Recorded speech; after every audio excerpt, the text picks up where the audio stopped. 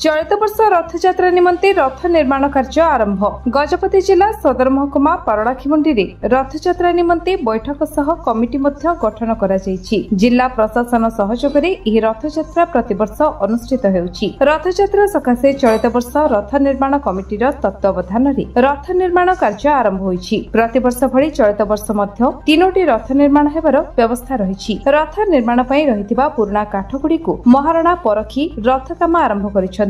13 दिन हला रथ निर्माण कार्य आरंभ होइछि। पहुंचीचु गजपति जिला सदर महकुमा पारलाखेमुंडी स्थित जगन्नाथ मंदिर प्रांगण रे।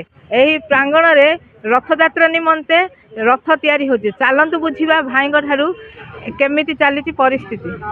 आज्ञा केमिति रथ काम चलछि केबे ठारू आरंभ होइछि। मो ताणी बसंत कुमार रजत कमिटी सदस्य। तीन रथ बर्तमान चली ठीक टाइम चली काठ नुआ काठ भी आसी काठ मिल कटा चलती। बर्तमान जगन्नाथ रथ रख लगिगला। बर्तमान बलद रथ रख तैयारी होउछि।